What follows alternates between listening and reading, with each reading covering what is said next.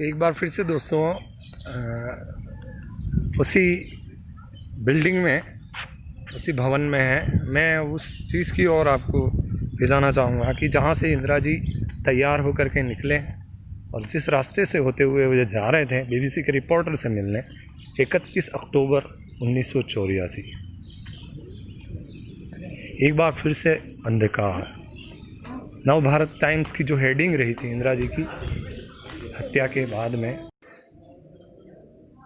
जी ये drawing room है इनका, और मेरे ख्याल से यहाँ से ही वो तैयार होकर के बीबीसी के रिपोर्टर को अपना इंटरव्यू देने जा रहे थे। 31 अक्टूबर 1984। एक सफदरजंग इंदिरा गांधी मेमोरियल म्यूजियम में हूँ मैं।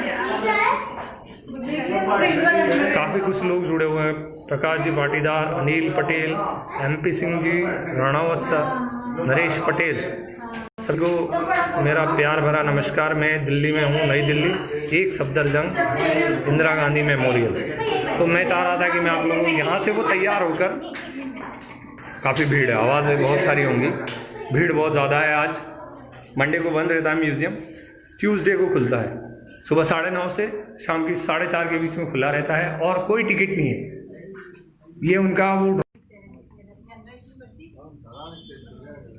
इसी ड्राइंग रूम से तैयार होकर के बीबीसी के रिपोर्टर का अपना इंटरव्यू देने के लिए इंदिरा जी निकली थी। जी दोस्तों, मैंने जहाँ तक पढ़ा है, मेकअप मैन के लिए मैडम ने उस दिन खुद चाय बनाई अपने हाथों से और कहा कि आप चाय पी के ही निकलिएगा, मेरा कोई वेट कर रहा है, मैं उन्हें अपना इंटरव्यू देना है इसलिए मैं निकल रही हूँ, आप चाय पी के ही जाइएगा। ये वो पोखर है या जिसे कहें कुंड है, जहाँ पे अक्सर इंदिरा जी की फ़ोटोज़ हम लोगों ने सोशल मीडिया के माध्यम से नेट पे देखी है, जहाँ पे वो बैठी हुई है कमल के ये जो तरण ताल है उसमें, और यहाँ इंदिरा जी राजीव जी के साथ में, और हम उसी स्थल की ओर बढ़ रहे हैं इसी रास्ते से होते हुए। यहाँ पे ये जो घास के बीच में आप लोगों को पगडंडी दिख रही है, इसी रास्ते से होते हुए बीबीसी के रिपोर्टर को अपना इंटरव्यू देने जा रही थी। और उन्हीं के, जी हाँ दोस्तों, उन्हीं के सिक्योरिटी गार्ड्स ने उनको गोली मार दी। सतवंत सिंह और बेअंत सिंह।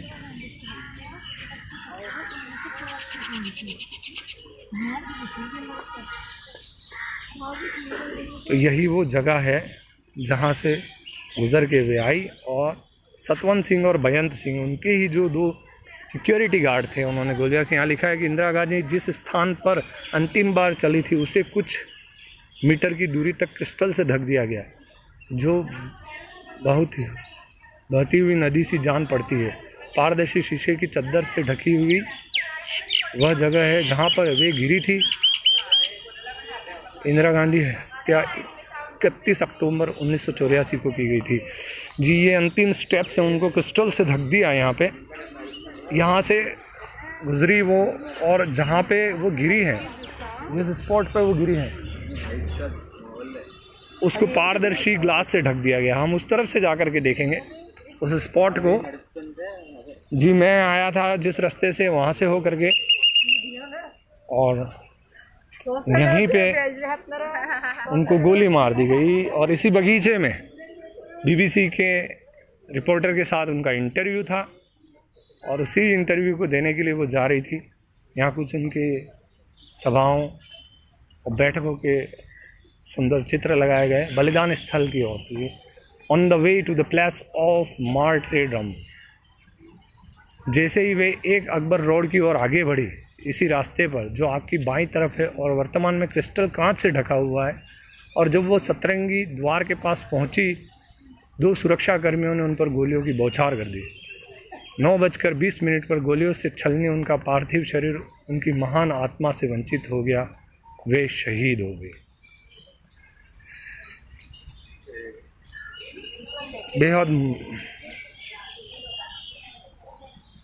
बेहद मुश्किल पल है। यहाँ पे ये लिखा है कि 9:20 पर गोलियों से छलनी उनका पार्थिव शरीर उनकी महान आत्मा से वंचित हो गया और वे शहीद हो गए। दोस्तों ये इतिहास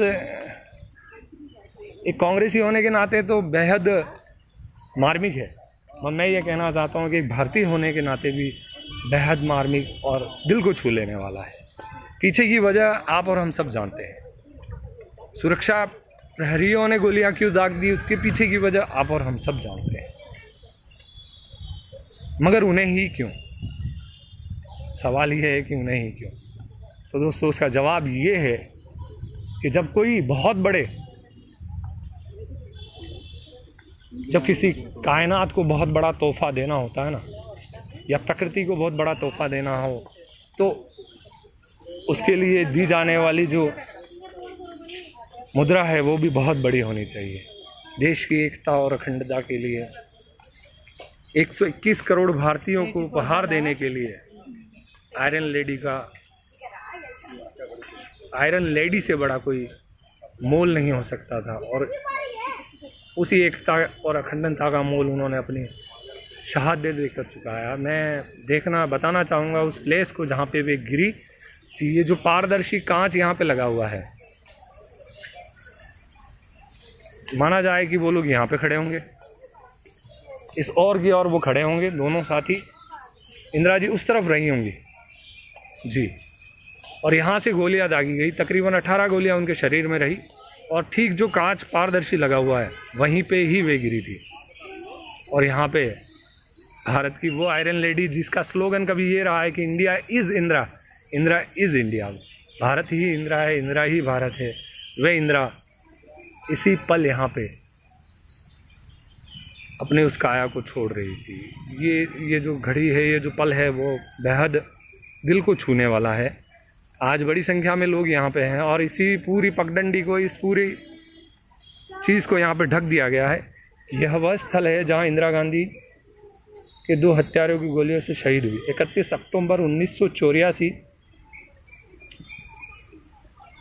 उनकी मौत से ठीक एक दिन पहले उनके भाषण में उन्होंने कहा था कि अगर मेरी हत्या हो जाती है, जैसे कि कुछ एक को आशंका है और जैसा कुछ लोग साजिश कर रहे हैं, तो हिंसा हत्यारे के मन और कार्य में होगी, मेरे मरण में नहीं। कोई भी नफरत इतनी गहरी नहीं हो सकती है कि वह मेरे देश और मेरे देशवासियों के प्रति मेरे प्यार को नष्ट कर सके। ऐसी कोई भी ताकत नहीं है जो मुझे मेरे लक्ष्य से हटा सके और इस देश को आगे ले जाने की मेरी कोशिश को नाकाम कर सके। इंदिरा गांधी की मृत्यु के बाद प्राप्त उनकी हस्तलिपि में उनके विचार, जैसे मानो उनको पता था कि उनकी हत्या उनके समीप है। भुवनेश्वर में 30 अक्टूबर के उनके भाषण में भी उन्होंने यही कहा था, मुझे नहीं पता कि मैं रहूं या ना रहूं, मगर मेरी शरीर के बूंद खून का एक एक कतरा इस देश की एकता और अखंडता के लिए ही रहेगा। और कुछ ऐसा ही हुआ। तो ये रही इंदिरा गांधी मेमोरियल, एक सफदरजंग, नई दिल्ली की कहानी। जैसा भुवनेश्वर में उन्होंने कहा कि मेरी शरीर के खून का एक एक कतरा इस देश की एकता और अखंडता के लिए ही रहेगा, और ऐसा ही कुछ हुआ।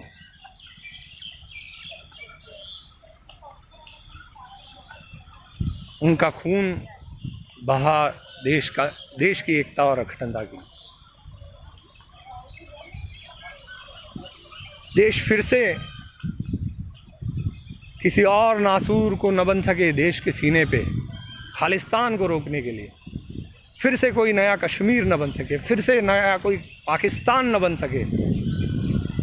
मतलब एकता और अखंडता के लिए उन्होंने हंसते हंसते अपने प्राणों को न्यौछावर कर दिया। हम उन इंदिरा से मुखातिब हुए, बड़ा अच्छा अनुभव हो रहा है। लंबे समय से चाहत थी कि एक सफदरजंग में ज़रूर जाऊंगा।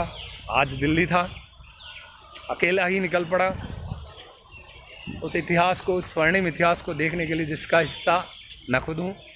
विचारधारा हूँ कांग्रेस की होने के नाते मेरे लिए सबसे बड़ा गर्व का पल है। मगर मैं एक बात बता दूँ कि यह हर हिंदुस्तानी के लिए गर्व का पल है।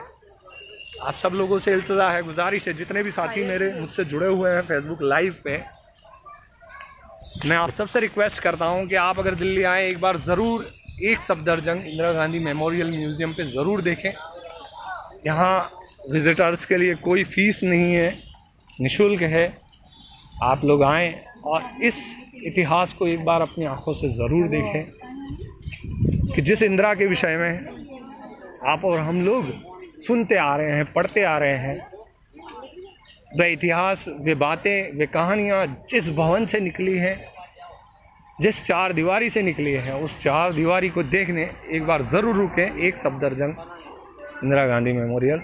बहुत बहुत धन्यवाद दोस्तों, मुझसे जुड़े हुए जितने भी साथी मेरे रहे हैं।